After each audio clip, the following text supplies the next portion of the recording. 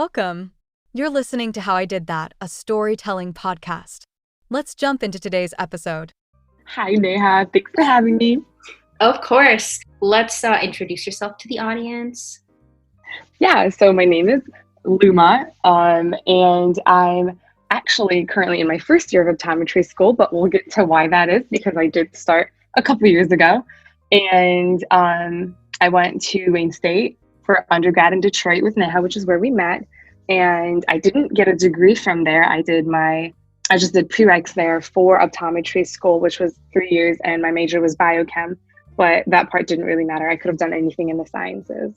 Okay, cool. Well, thank you for joining me today. And first question I had, though, because you said you didn't get a degree. So do you not need a degree to get into optometry school? You don't generally, but a lot of schools don't require a degree. They just require a certain amount of credits, which I think is around 90, and certain like prereq classes and shadowing hours and or work experience. And then there is a couple of schools in the States that do require a degree, which is a bachelor's degree of 4 years, plus the prereqs. So if you do your degree in something that's not sciences, you'll most likely have to go out of your way and take the science classes just to get those certain prereqs, because there's a list of classes that you do need to take. But yeah, so the majority of schools don't. I think it's just a couple schools here that do require the degree. And the majority of students that do get enrolled into optometry school do have their degree. So I think in the upwards of like 95% of students that start do have their bachelor's degree, and then a smaller number don't. So I chose to not finish my degree and apply in 3 years. And the plan was if I didn't get in, I would just finish my degree and apply again, which would increase my chances of getting in. And I had nothing to lose. So I applied, I got in, and I didn't end up finishing it. And then some schools actually also, like my school here, if you have a certain number of credits up on top of the required, kind of like psychology classes and things outside of this, just basic like biology classes that they require, you do at the end, if you don't have your bachelor's degree, at the end of the 4 years of the graduate school and optometry school, you do end up getting a doctorate degree of optometry doctor and a bachelor's degree in vision science. So you're saving money on that extra year of bachelor's if you had done it in your undergrad, and the school will just give you a dual degree. So I'm not sure if every school does that. ICO does do that here. By the time you finish grad school, it says if you had like done 8 years of school, but then you did 7. Correct. Yeah. I am pretty sure more than a number of schools do that. I don't think it's every school, but we do it here. Yeah. Let's go back to high school. Did you know that you wanted to get into optometry right from the get-go? Because students, like a lot of people, don't know what they want to do in high school. So I actually did decide, I guess, to pursue optometry senior year of high school. I didn't know about optometry back then, and I was on a kayaking trip with my family, and I was in this kayak with my cousin who is now an ophthalmologist, and she was like talking about what I wanted to do or what I thought I was interested in, and I was like, oh, I'm kind of freaking out, like it's almost graduation time and I don't know what I want to do like for my career, any of that. And my dad and sister are both engineers, and they didn't really push me to do that, but like my dad was kind of open to the idea of me exploring the engineering world. At that time, I had taken a dual enrollment engineering course at a community college while I was in high school. And I was like, I really wanted it to be for me, and it wasn't for me. So I was like, as long as I know, like I'm happy I explored that option and crossed it off the list. So at that point, I was just like very lost. I shadowed my uncle in his at his pharmacy, and I was like, oh, I don't think I like this. Like those are just very basic, like pharmacy and engineering are just very like known fields. And then she brought up optometry, and I was like, I honestly don't know what that is. And she like explained it. And I was like, okay, that doesn't sound too bad. Like I'll look into that. And she's like, yeah, like my friend is an optometrist. You can totally shadow her, and I'll just give you the contact info and, like look into that. And I was like, great.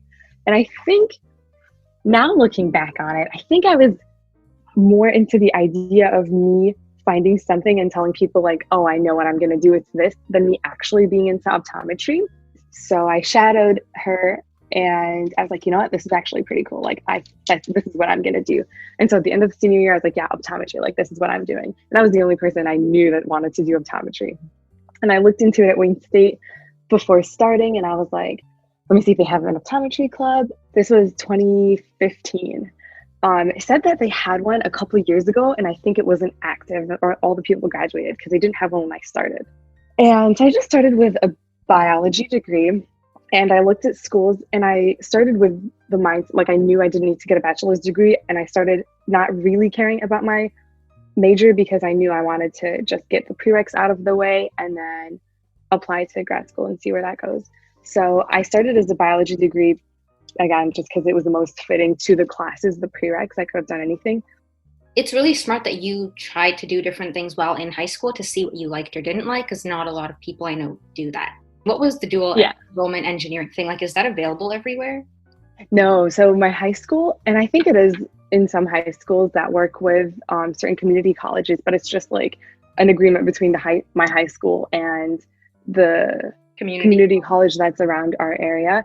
I think our high school, like the district, will pay for classes that usually it's available to juniors and seniors in high school that want to take classes in community college that gets counted. Like when you start university, you've already started with a certain number of credits that your high school paid for. So our school introduced, I don't know when they introduced that program. I think it's been there for a while, but so I took like psychology courses that I didn't like, intro to psych, and classes that, are usually required for every major. So I took the basic classes before starting at Wayne State to save money, because my sister, who like was more interested in engineering before I even started, took the same engineering course while she was in high school as in the community college. And it was just, I can't remember what it was called exactly, but it was just basic engineering. And it was taught by a super cool professor. The students in the class weren't just high school students. It's school students that signed up to be in that class from community college. It was Henry Ford Community College, which is the closest to where I was. So I took engineering because it sounded like my sister took the class, recommended it. Mm-hmm. And after that class, she decided to pursue engineering, and I decided otherwise. But yeah, it's a great way to expose students to different fields. And I think the engineering thing was actually introduced like her year. So like very recently. Usually it's just like psych, math classes, communication, things like that. Oh, okay. But so was it basically AP credits? Because isn't that something in high school? It's not. I haven't heard it different, but I don't know. Yeah, no, it's it's kind of, but not really. Because AP, you take a class in your actual high school, taught by a teacher in your high school, and then you take an exam. The other is just like you're in school with, you might be the only dual enrolled student, is what they called it, from high school, and everyone else is the person that enrolls in the community college and is paying for credits at that college. So it's different, and you're just taking the course. Like you don't, for AP classes, you take a wide exam that's written by the state. For this, you just take your professor's exam, and then you have a transcript. So then you take that transcript from your community college, and like if you start at that community college, it's there. If you transfer it to Wayne State or wherever. Okay, but you said high school pays for the classes, so you don't pay anything to take. You don't pay for it just because your school had an agreement with the college. Correct. Because otherwise, you do have to pay to take an AP level exam if you're doing like AP. Yeah. Okay. Mm-hmm. Yeah. Oh, so we had to pay for like books and things like that, but that's just given, I guess. They do have certain classes that you can take actually. So you can't really take advantage of it and be like super ahead and take everything. They have like a pre-approved list. But at least you'll save something, because it's like thousands. You do. You save a lot of money. Yeah, you do. If you're smart about it. You were like, okay, I want to do optometry, but it was kind of just like because you really wanted something to be for you versus like, oh, I really feel passionate about it. Was that right?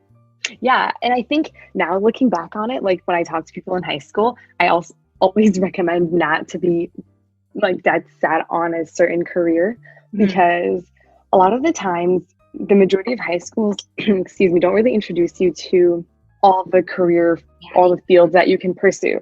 It's a very, very minuscule portion of it. And so when we decide so early on, you show up to undergrad and you're kind of like, you have tunnel vision and you're just focusing on one thing that you want to do instead of exploring all the other options that you didn't really, like you weren't exposed to, didn't know of.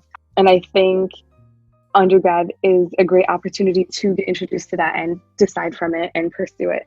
I mean, how else would you know about it? You can do your own research, but it's different than like reading about it and taking the class or experiencing it. With that being said, it's a very privileged answer, I think, because it does take a lot of money to just take classes just to figure out what you want to do in undergrad.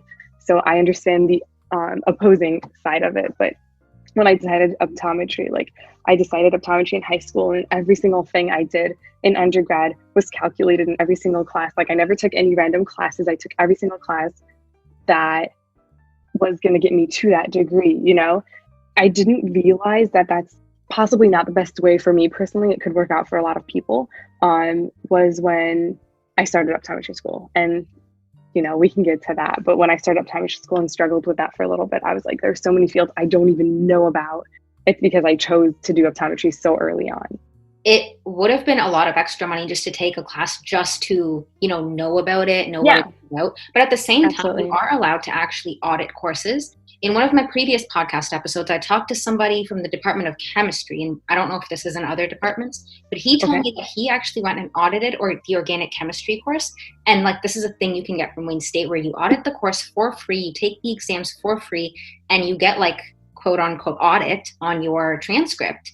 If you take the course later, you already know the material. And if you don't take the course, you just kind of have audited it. I know some classes are really small. So if you're not auditing it, some professors might actually just kick you out. But for bigger classes, even if you don't want to sign up to audit, you could probably just walk into a bio course and no one would notice you're there. That's funny you mentioned that. Wait, this is actually really interesting. I did not know about that. Technically, I think per university rules, you're not allowed to be in a classroom if you're not registered for it, or if the professor doesn't know that you're there. So, they try to get you somehow, but... Yeah, they try to get you. But I know, like, they can't really do anything to you if they find you sitting in a class. You're trying to learn for free. Yeah, how dare you? We're still just kick you out, but who really pays attention to who's coming to class or not? Yeah, that's true. Yeah. But even now, for people who like are not on campus or don't have the resources to go to a campus, go to an in-person class, there are so many free resources online to just take a free class or learn some material just to see if there is a field that you might like. Yeah. Did you guys have a careers course in high school? I did not. I remember taking like a test or whatever, like something like a test where and then it tells you like, oh, these are fields you might be interested in. But I got like an actress and singer, and like I don't know if I didn't take it seriously or if I'm in the very wrong field, but no, I'm just wondering because like we had a careers and civics class in teachers college. I think they just take general teachers college courses and they specialize for certain course, but nobody really teaches careers or civics. Like that's not something you really specialize in. It's just they kind of place any teacher to teach it. And so all we learned was like, you can be a teacher, you can be an accountant or an engineer or a lawyer, like just very broad fields. I wish they would have told us more about career planning. They were really crappy about that in high school. At least you had that class. I mean, we didn't really have a class like that.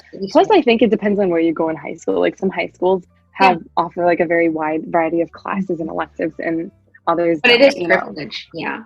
Because there's a lot of different high schools too that like don't have that opportunity. You were saying that you wished that you didn't just like stick to optometry from so early on. So what would you have done differently then if you were going to go back? This is why I'm in optometry school, because I don't have an answer to that question.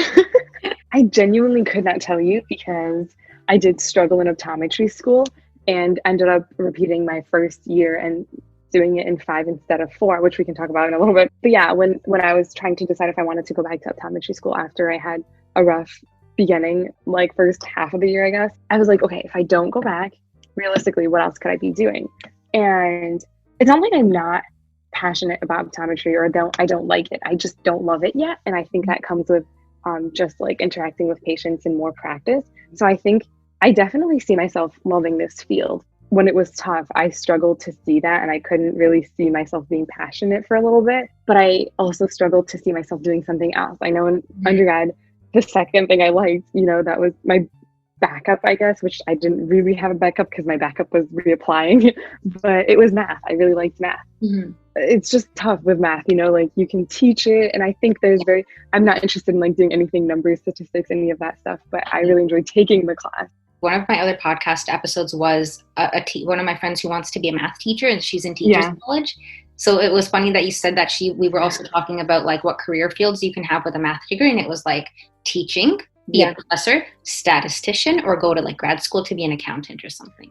Yeah. Which it's just, I mean, if you like it, it gets very interesting, but it is, I think you have limited options with that. yeah, I don't know. And I think to me, like teaching sounds the most interesting, but also like a very difficult field, you know. That was my backup, but not a very realistic one because I didn't take, like I stopped at Calc 2 after Calc 2, like that was my last class. And, you know, like it's very conceptual after that. And I have not really experienced those classes.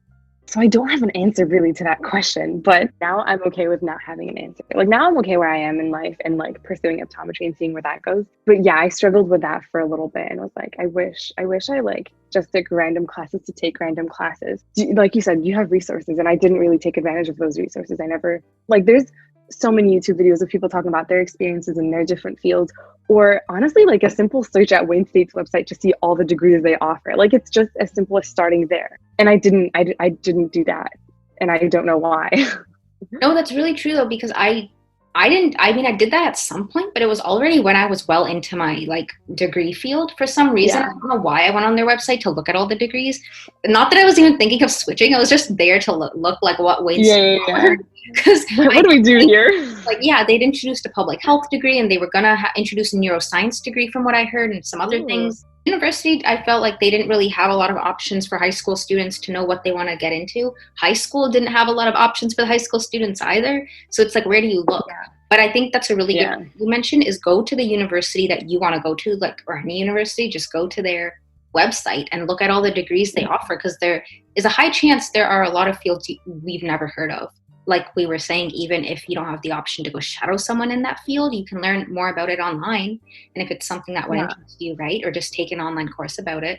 And I think by the time like students jump into first year, we get so much tunnel vision just trying to get through this degree because I already have a path set for me and I know what I want to do. Even though when you look around, you're like, wait, like I want to do this too. Maybe this is not what I wanted to do. You'll never know if you'll like optometry until you maybe get through with it or get to that like patient interaction. And they try to introduce it, you know, different schools do it differently. And they try to introduce it to you as soon as possible, you know, because it is very different than being in a classroom.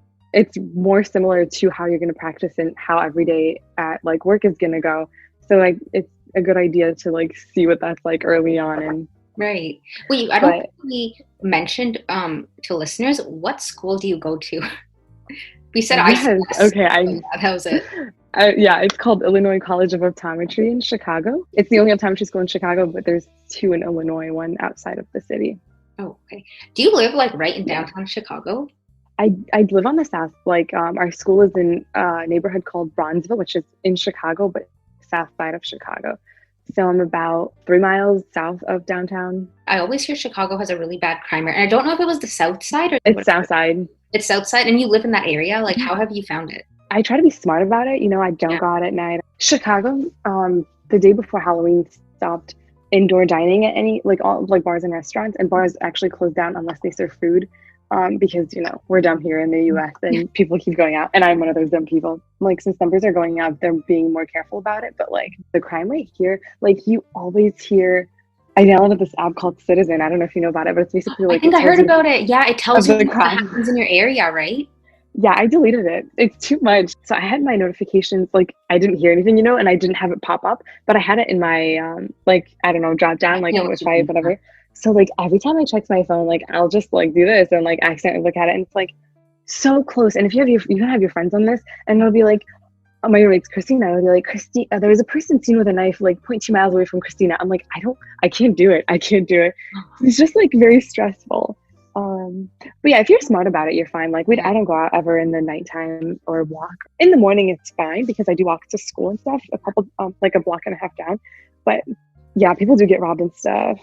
During undergrad, did you do anything to maybe prepare yourself or expose yourself to the field of optometry, or did you do any research or work, internships, anything? So actually, a couple of different things. By the time I started at Wayne State, my first year, a couple of students did get together and start an optometry club, a pre-optometry club.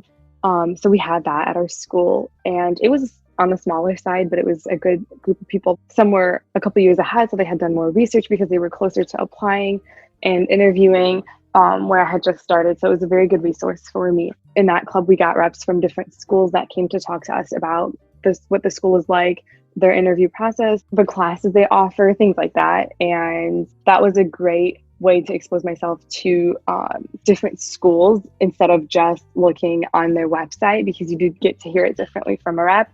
I also visited actually this school, I think it was second year of undergrad or first year of undergrad. We did take a trip to Chicago to visit this school because a lot of the students from the pre-optometry club were interested in applying to this school.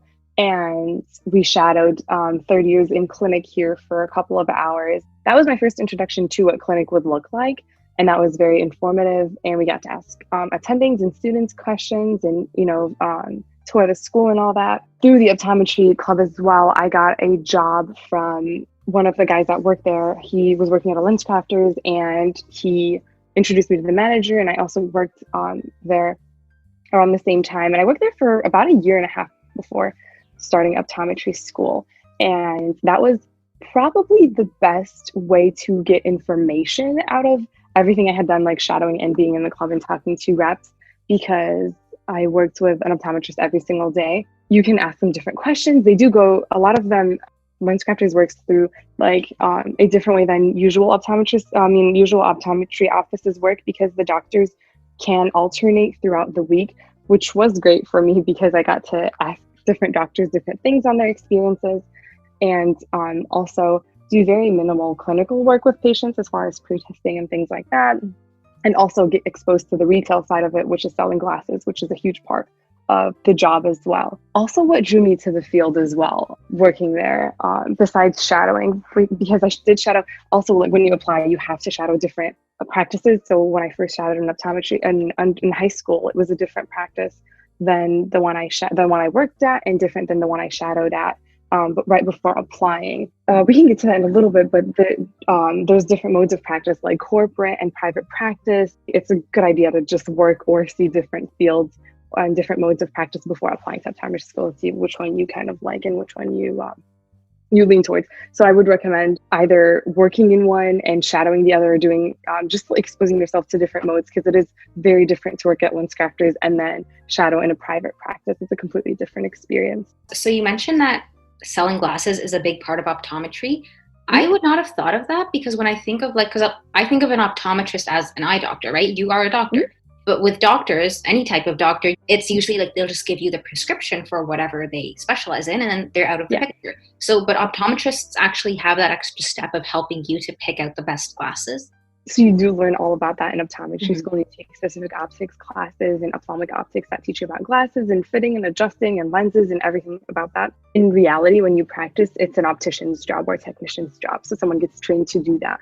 So a lot of people get confused in the beginning when I tell them about optometry. You hear this thing going around, which is the 3 O's, and it's ophthalmologist, optometrist, and optician, and the difference between that. So an ophthalmologist is a person that is an MD, and they go to med school and specialize and do a residency in ophthalmology. They are usually the person that you go to for surgery and things like that. They can also refract and do what an optometrist does, but a lot of them don't. Then you have an optometrist who is kind of like your primary care physician, but for your eyes. So you see them annually and they can treat problems, they refract. So they do prescribe medicine, but depending on the state they and what laws allow you to do, you can either treat the patient, and if it's something that you don't treat in your office or can't treat, you refer them to an ophthalmologist. And then there's an optician, who is a person that sells glasses, is knowledgeable in like what type of lens you need, what type of glasses, frames, fitting, all of that. They can also do contact lens training and teach you how to put in your contacts, take them out, things like that. So they usually work in a optometry office and deal with the patient after the doctor sees them, and after they get usually in like normal practices, after they get the prescription from the doctor, then you transition to the optician, who is the person that works with you after. So going back to the laws in the United States, you have different laws in every state, and they dictate what the scope of your practice and how much you can practice. So like, for example, the easiest thing is like LASIK surgery. The majority of states don't allow you to practice LASIK surgery, but there's either 1 or 2 that do. So we learn how to do it, but we can't practice it. The laws it's kind of like a fight between ophthalmologists and optometrists, to say it. I mean, not like literally, but obviously between optometrists who want to just increase the scope of practice and as far as what they can do, but also not taking away from what an ophthalmologist does. It changes every year. We have a conference in DC that like fights for our rights, And the laws compared to 10 years ago, we have a lot more freedom to practice and do more things now. So it's, as the years go on, it is increasing because it is a fairly new field, and in the way that it's developing, you know, compared to like medicine, where that has been, that started obviously years and years ago. Optometry just kind of emerged from that and took its different path. So it's just still changing. Is an ophthalmologist just a specialized optometrist, if I understood it? No, an ophthalmologist isn't. So when you graduate with your optometry degree, you have an OD, an optometry doctor at the, you know, your initials. And then if you're an ophthalmologist, you're an MD, and you go to med school. And then after your med school, you do your residency to specialize in ophthalmology, and you can do your fellowship and all that. Ooh, okay. I was going to ask what are the schooling differences, but if they're both related to the eyes, why do you think that ophthalmology is all the way in med school? Which don't you think it should be like with the School of Optometry? You know, I think different people have different opinions about that.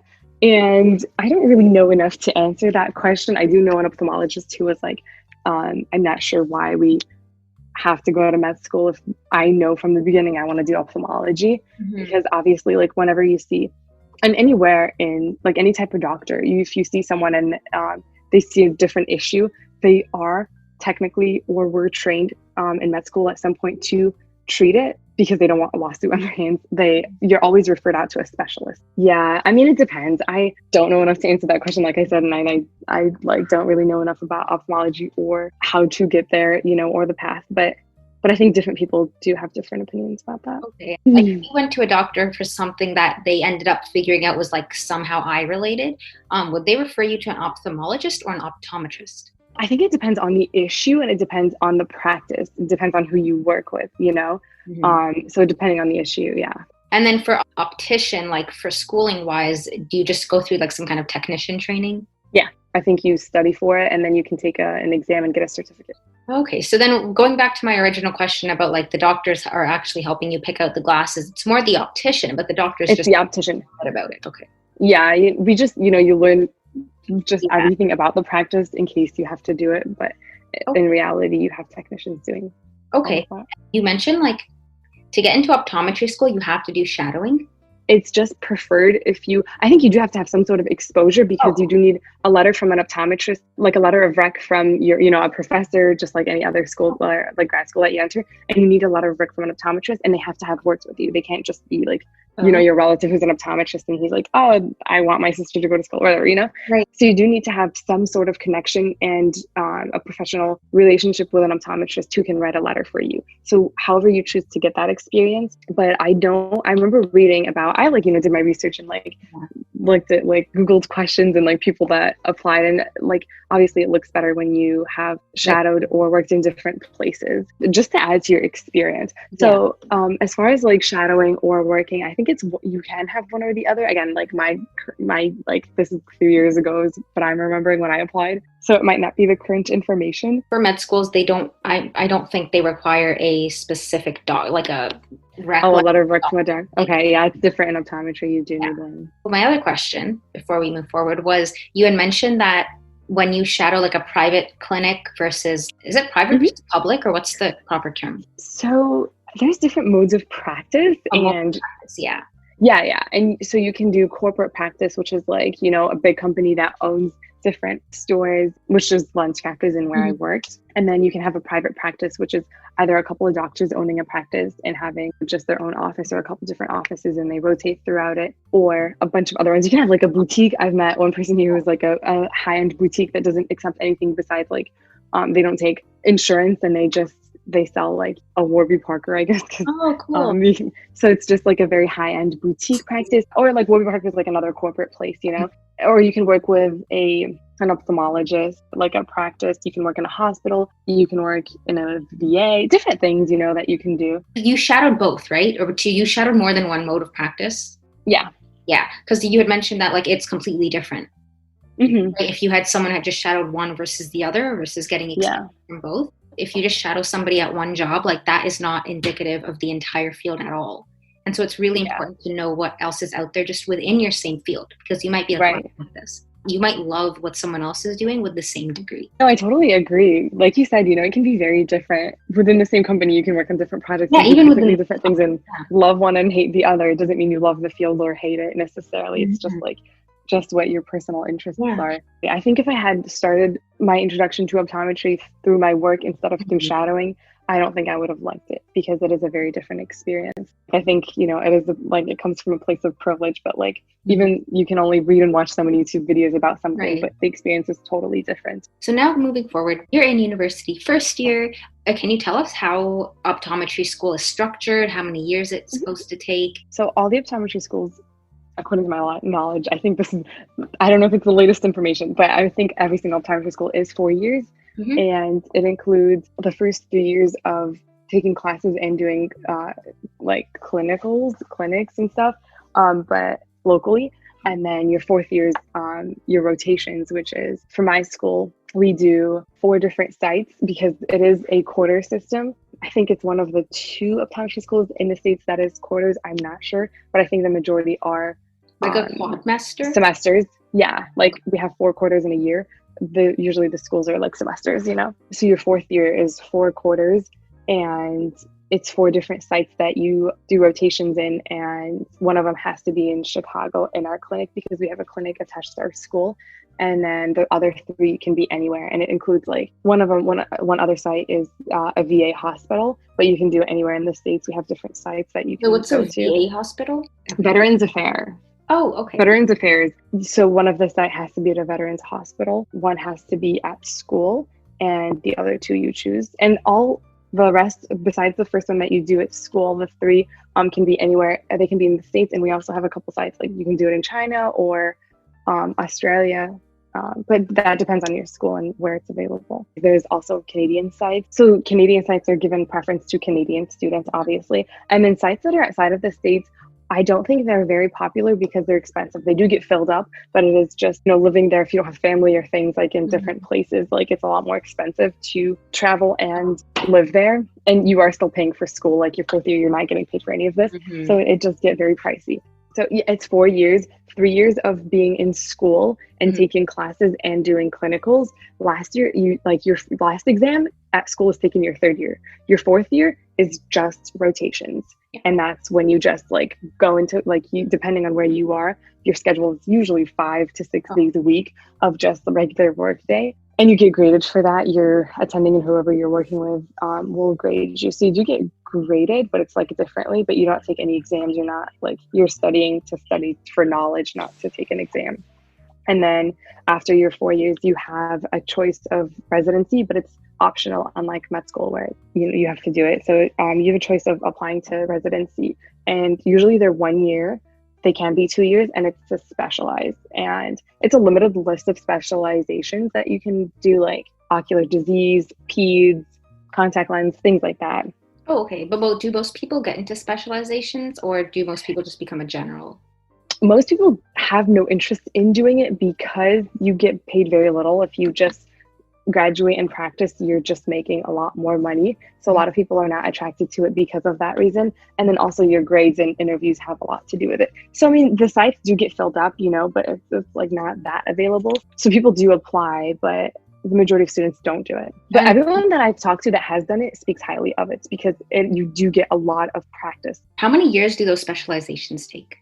1 to 2. Majority is 1. Because that residency that you mentioned is also 1 to 2 years. The residency is the specialization. Oh, okay. So you do your So you do your residency to specialize in a field. If you want to open a peds practice, you do your residency and then you can open a peds. You want to do retina specializations, you want to do ocular disease, whatever it is that you want to specialize in, you can do it for a year or 2, which is that residency. When you graduate from optometry school, then 4 years, then you're done? You get your degree and you don't have to do anything else, you can work? Yeah, you can just work after that. Because with med school, I always felt with other... It takes forever. Yeah. I didn't know. I thought with most grad schools, you had to do something after you graduated in a healthcare field to be licensed or whatnot. But you don't really have to. So now let's go to your experience getting in. First of all, in terms of the application, we did mention some things on the application, but once you have the letter of rec, the shadowing or whatever you need, what was that process like? I believe it's similar to a med school application where you apply like through one big application that gets sent to whatever school you want it to get sent to, and then the school will get it. And it is, optometry school is based in like rolling admissions. Starts, I think, in May or June, the cycle of that year, which is like similar to med school again. Then you send your application, and then the schools will, if they look at your app. Before I forget, did you not have to write anything like the MCAT or the DAT or any kind of standardized test, or did you have to? Okay, so the test you take, the entrance exam test for optometry school, is called the optometry or optometric, I think it's optometry admissions test. It's very similar to the DAT, which is the dentist school one, except for like one section gets flipped. But the test is very, very similar to that test, yeah. It's way shorter than like an MCAT. I think it's around like 4 hours. Usually, like, the school will give you their stats based on OAT score and your GPA. And then you apply through OptumCast, which is like the general application that gets sent out to every school. And then they send you a secondary application. So usually you write like one big essay about, usually like, why are you doing it? Like you're interested in optometry, and that's to every school. And then they'll reach out, and usually it's the second application is just questions based on that school and your interest in that school and why you're applying to them. So you pay for the big application, and that increases the based on the number of schools you send it out to. And then you get your secondaries, and you also pay to send your secondaries to that school. The number obviously is way less the schools you apply to, because there's like 24 optometry schools in the States. So you're not applying to like 100% of them usually. So I think people usually apply, I think the average was maybe around 6 from what I've heard. And I applied to like maybe around that same number. And then after you hear back from them and you send in your secondaries, then they can reach out to you and schedule an interview or not. I think I applied to 5 schools, ended up interviewing at 4. Surprisingly, it was a very similar experience on just the interview process, the questions.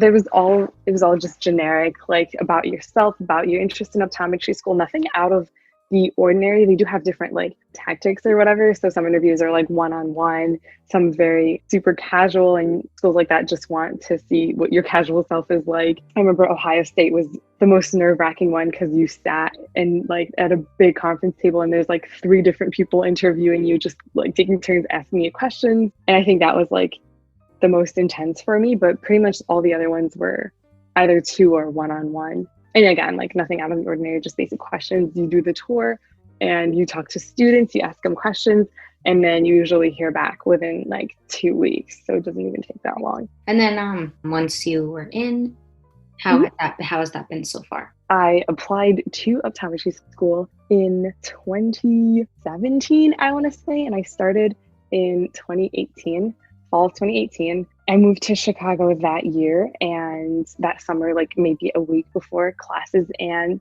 like I mentioned, my school does have dorms.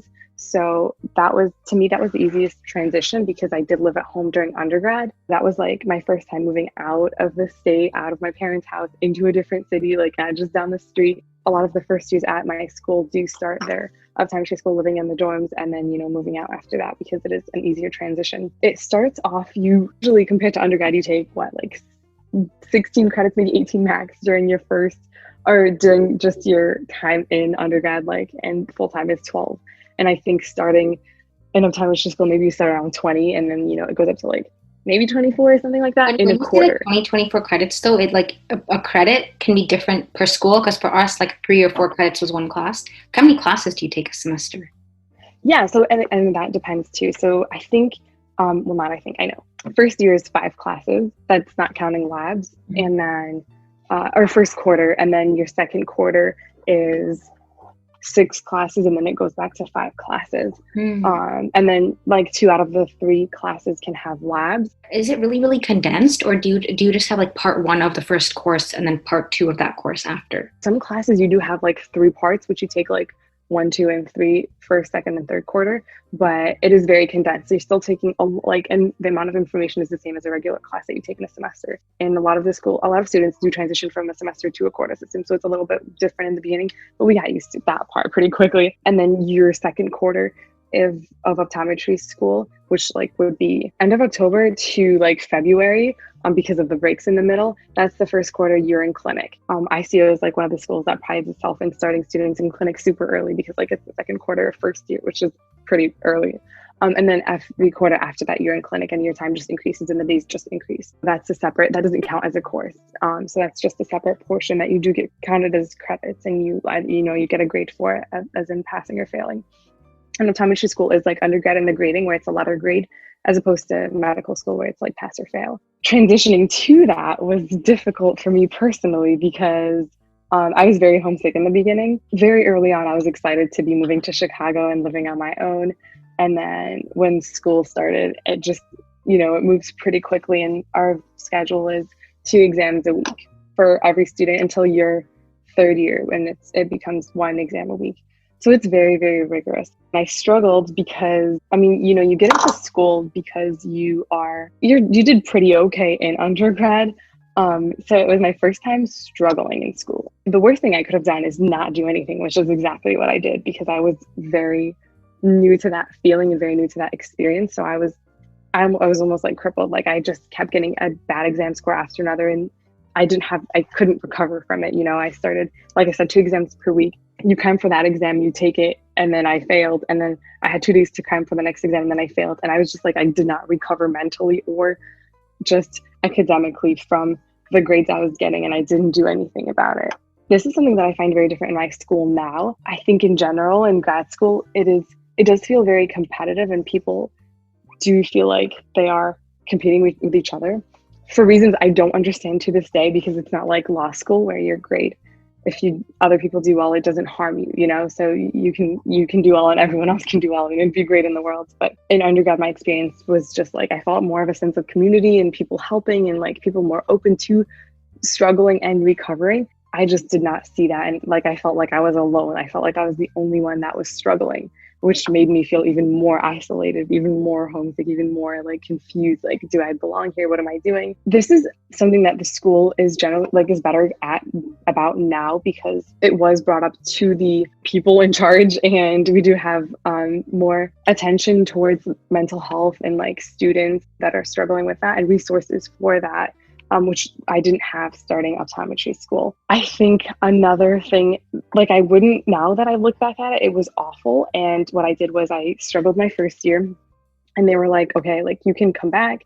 And first it was that you can transition to a 5-year program, which I don't know if every school has, but my optometry school has either the regular 4 years or 5 years, which is your first year broken into 2. If you are struggling, you have the option of doing that. What I did was, at the end of my first year, I wasn't doing well, so my grades weren't going to get me to second year. So what I did was I restarted my program on the 5-year. So instead of doing it in 4, I'm doing it in 6, which is now like I'm doing my second part of first year. I did my first part of first year all over again last year, and like moved past that and past all those classes, and now I'm taking my second part of first year. And then after your first year, everything else is like second, third, and fourth year is all the same amount. So it's just your first year that's slowed down a little bit just to help you transition, which I think that's also a new program that was started because students, were struggling, and they decided, okay, like instead of, a lot of these students do have the potential to do well. So instead of, and they're struggling for reasons not academically, just like different factors. There must be something that we can do for them. And I guess that's the way my school did it. I'm not sure how other schools do it. You said that it's very competitive and you don't know why, which is weird, because I would understand if first of all, you do get a letter grade, right? So people might be competing, like it's not just a pass fail, or you get like a number or a letter grade. But again, you don't have to use that to get into residency unless you're specializing, right? But again, you said not a lot of people specialize. So then why are they so competitive? Because it doesn't look like anyone's going to some kind of grad school after this. So why? I think it's just a mindset. I think it's just the environment of being in grad school. And I only speak to my grad school. I know a lot of grad schools are different. And I know people that started in other optometry schools came to our school, and they said the environment was very different. I couldn't answer that question because I struggled with it myself. And I talked to faculty in the beginning because I was like, I'm struggling. And I know there's other students struggle. Like in their 5-year program, there's a good amount of people from every class that end up staying behind and repeating it and doing it differently. But while you're not doing well in classes, everyone else looks like they're doing great. You could never tell by looking at someone, obviously. Really? Because people are just not wanting to help each other out. No one talks about, and I think I blame the school for this. I think they just create an environment that people felt comfortable enough to admit that they're struggling with other students. Like the majority of students do well, it's not a huge number of students that are struggling, but people do struggle. And even people that do well, you're not always doing great and getting A's, but it's just not, I think it wasn't a comfortable environment for people to say they're struggling, which, when you were in that environment, I started out and I was like, okay, I'm not doing well, but I don't know anyone that's not doing well. So I'm not going to tell anyone I'm not doing well. You're right. So then you're the only person, and then I'm sure people have different experiences like that. I mean, now when I look at, back at it, this was such a unique experience for me. And I didn't know what to do when I failed. And now that I know that I wasted time and money, sure, but I can argue that I know how to recover from failure now. People, you're bound to fail at some point in your life. And in the beginning, that was just crippling for me. And I just did not know what to do with it. I learned a good skill, that took a lot of time and money and energy. And I could have learned it differently, but, I'm just going to look at the bright side. Did you not have a study group, or you didn't have any friends to study with, or did you not know anybody when you usually they have frosh week or something, right? Orientation. Yeah. So we had the orientation, that was a great time, but I found that I was closer to one group of people that I met in the beginning and that I'm still close with now, so the groups do form early on and you kind of stick to it, but they do have tutoring and things like that. I take responsibility for not putting myself out there and trying to get, I tried to get tutoring and I didn't find it helpful. And there's always ways around things that you don't find helpful, I tried going to office hours for a little bit, and my issue was that was just a personal problem, but I was very intimidated from all the professors, so I stopped going. Or I went to tutoring and I was getting asked all these questions and I didn't know the answer to, so I stopped going. So things that I just didn't help myself do, and I didn't know how to study pretty much. I studied differently all throughout undergrad and it worked fine. And then I just had to find a new way to do things. And when I started, I was doing the same exact thing and it just didn't work. It was not the same classes. It was not the same pace. It was different material. I adapted too slowly to recover in the beginning. Do you always have 2 exams a week? You always have 2 exams a week, except for the first 2 weeks of every quarter and your finals week. We just started a new quarter, and this is the second week of the quarter. Oh. So we start exams next week. That is so stressful because what days are your exams on? They try to do it Monday and Thursday, I believe. Now it's Tuesday, Friday. And then your finals, we have finals from Saturday to Saturday with 2 days off in between, the Sunday and a Wednesday in between, I think, are off. And, I think this school has a lot of, they have a lot of pros, but I also think they have a lot of things that I don't personally think help students learn, because other schools just have regular exams, not twice a week. It used to be 3 exams a week. And then what? Yeah. And then I think the year before I started, they changed it. Oh. Yeah, so, I mean, they have like I said, resources my first year there that we get psychologists that come on campus and you can meet with them and things like that. So they try to find things to, that now they're more open and receptive to students' opinions, and students I found are more open to talking about it. People didn't really discuss that before, but now they're more openly and more critical, can criticize. I think the faculty is more open to taking criticism from students, and that's where the improvement that's good. They're making a change though. Yeah, I mean, I think it's great. I think I definitely think it has made progress since I started. Yeah. And I'm happy I have that unique experience where I've been here for a little bit and I can see that change. Now I was when people talk to me, no one, if I knew people that were repeating, no one told me I was repeating. So I was like, you know what? I'm going to make it a point. If someone talks to me, I tell them. And now, whenever I went to orientation this year, and I whenever I met someone, I was like, I've been here for a little bit. I started earlier. And then now, I always get people reaching out to me and being like, hey, I'm struggling in this class. Any tips? What should I do? And no one did that for me, So I'm happy that I'm here to do that for other people, because I struggled so much in That's trying good. to find someone that I can if you're talk not to vocal about your struggles, then people just kind of hide it, and then you think you're the only one, and then it just kind of it's the most isolating thing. Yeah, it's very isolating. Yeah. Well, what about for people who are in your shoes trying to get into optometry school, or at least this specific school? What tips would you give them? I definitely recommend coming to school if possible before you start, to meet people, talk to faculty, shadow in clinic if it's possible. They do let you do that sometimes. I know it's going to be weird during quarantine, so I'm not sure what that's for during COVID, but I think if it's possible, I live in Michigan, so it was a 4-hour ride in the train. it was well worth it in the beginning to just expose myself to something. And if it's not possible to come to a school that you're more interested in, any school closest to you, go and talk to people in person, see the clinic in person. I think that's a completely different view than just looking at their website. And then also they do the yearly, I don't know what it's called, I'm sure you can Google it, but just like a chat where it's like a virtual optometry conference for prospective students that want to apply. And I went on that twice before, like 2 years before I applied to optometry school. And it's just students and reps from every single school in the United States, every single optometry school in the United States. And it's basically just like a chat, and you can go talk to them. There's like the financial aid chat there for every school. There's like the students chat, things like that. So highly recommend. Even if you don't have any questions, it's good to like just see what everyone is asking and what they're saying.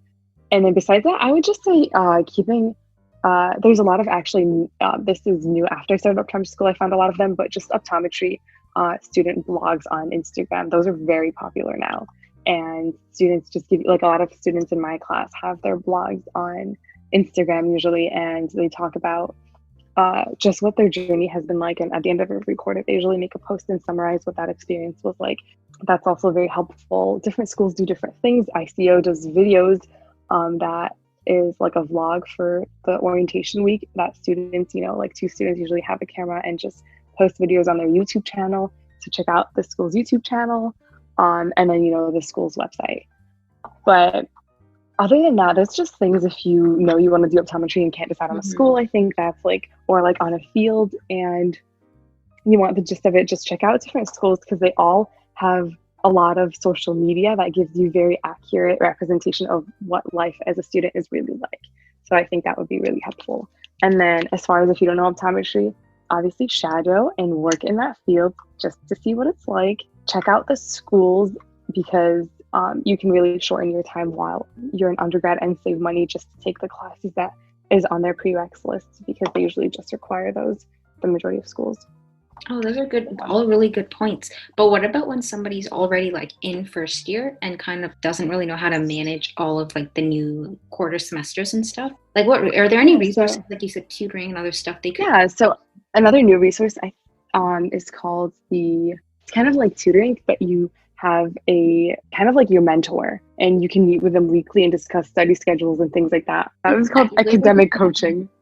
Oh, it's called academic coaching? Yeah, so for people that did start at ICO and are having a little bit of trouble, now the school offers a couple of different things you can do. And I would start off with academic coaching, which is different than tutoring because sometimes you don't need to be tutored for a class if you still don't know how to study for it or need just advice on how to manage your time, figure out a study schedule, or tips and tricks from personalized to a class based on a professor, which I think is really important just to like know people that know things that have taken the class and can tell you besides what the material is, like how they test and things like that. So you can start off there, which I think is, an easier resource to start off on and then, like figure out how to study and move on to tutoring, which is still available even, during quarantine and all that, they do it online and stuff. I think students can arrange their own study groups.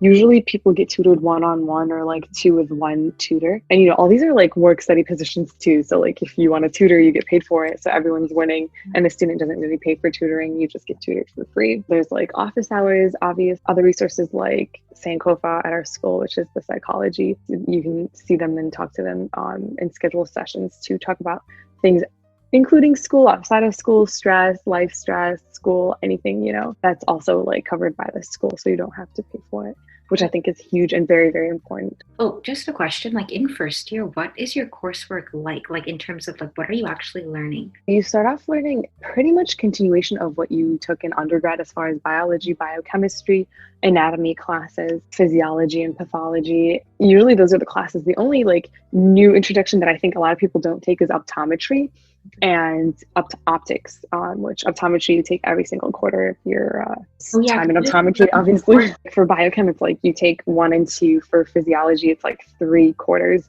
Anatomy is like, you take anatomy, you take histology, and then you take ocular anatomy, neuro. Every quarter is something related to like anatomy, but changes as far as what you learn in that class more in depth. So you dissect, usually it's a dry lab for the majority of anatomy classes, and you have models, and you do get to dissect an eye, a cow's eye, in ocular anatomy. How has COVID affected your learning? How have they changed things? When everything was shutting down in March, we switched to all remote. All of the school events got canceled, and then we got sent home and did everything online and finished the quarter that way. And it was a little bit rough because they didn't know how they wanted to do the exams, because our exams are already on a software on the computer, but we take it in school, so it's monitored and with a seating chart and all of that. But we just took it at home for the rest of the quarter. Then they decided to bring back, so we still are doing school online. What happened when we first got sent home is they didn't have clinics anymore. So like upperclassmen who are in have clinic shifts stopped that because we closed down our clinic. And then because I first mentioned that, but optometry school, for our optometry school, it's 4 years, and every year is 4 quarters, except the first year it's 3 quarters, and you get your first summer off. After your first summer, you have classes and you have school in the summer. Second and third years had summer classes and summer clinic. So they came back when school figured out how to kind of manage doing clinic and labs in person, depending on the class. Some were in person, some were not. And then now we have labs that need to be had in person. We have them in person, and labs that can be done online are done online. All the classes are online. All the exams are online, but monitored. And clinic is open again. And we do see patients with, COVID restrictions and COVID rules and things like that. Same with lab. They did decrease. So it affected students because it did decrease their clinic time and their training time with real patients. But now they're back on like pretty much a regular schedule. I think it's still a little bit decreased. And again, like I think second years are getting, some of them are getting the same time of clinic, some of them are not. So it's like different based on just like case by case. But yeah, and I think my guess is we're like any other school, and we're probably going to finish the year off online. So you're still in first year, right? Because then when you're in second year, then your semester would be going all the way until like next August. Yeah, so I also have my first summer off like this year now. I think my school I don't know how other schools do it, but like we didn't really have a lot of difficulty because we already took our exams online. So like that wasn't on the computer. So like that was I think a weight lifted off my school's shoulder, because we only had to figure out kind of like how to work two teams and Zoom and all that. Do you guys still get to go out and go to the library or see friends, or like do study groups or projects or anything, or have they shut all the school buildings down? The school is open because people have to go in for clinic and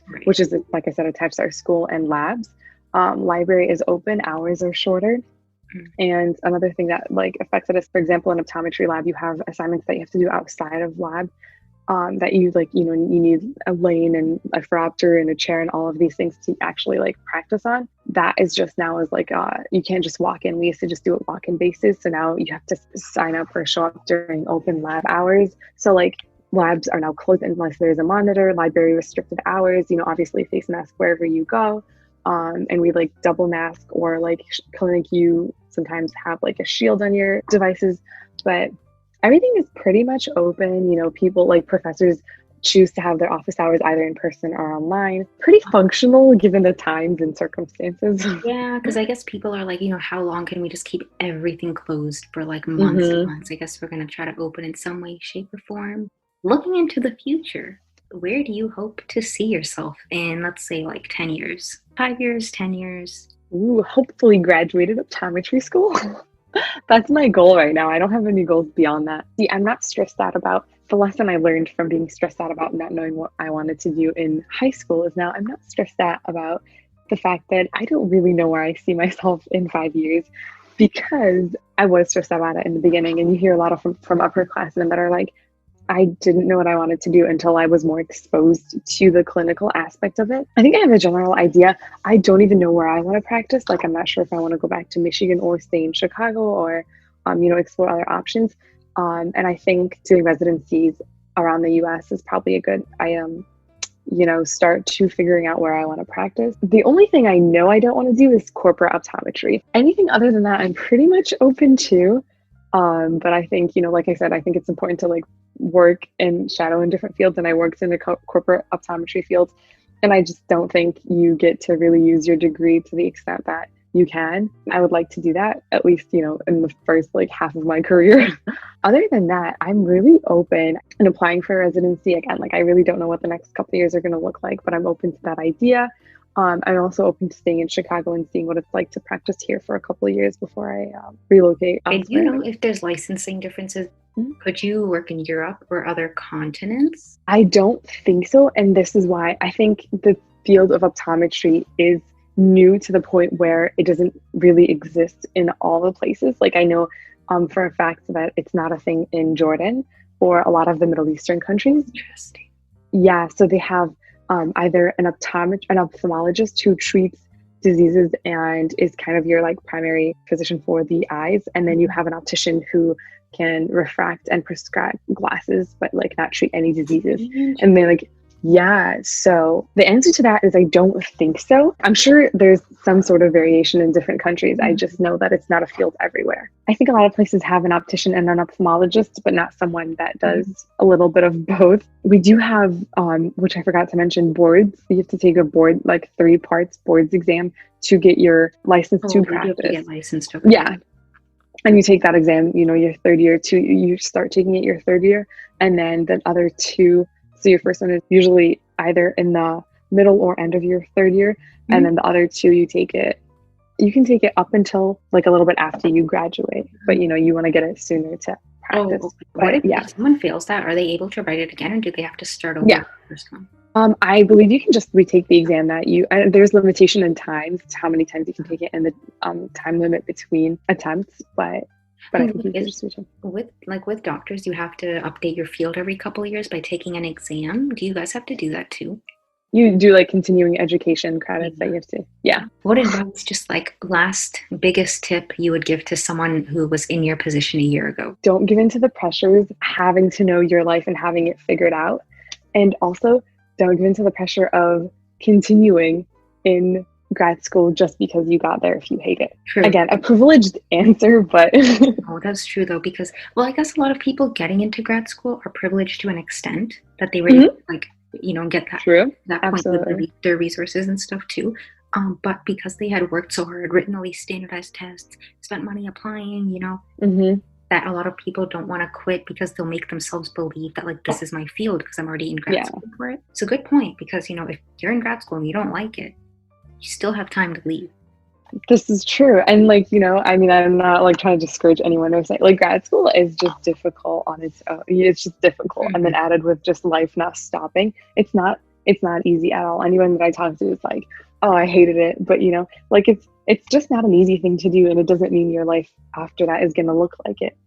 So if you don't like, the stress of taking so many credits and taking so many exams, but you like the clinical aspect of it and practicing and like seeing people and doing just basic things that are part of this field, I think you can push through because that's not ultimately what every day is going to look like for you. But if you genuinely hate it, but are just like, you feel pressured to continue just because you got here, your life is just going to be a continuation of that misery.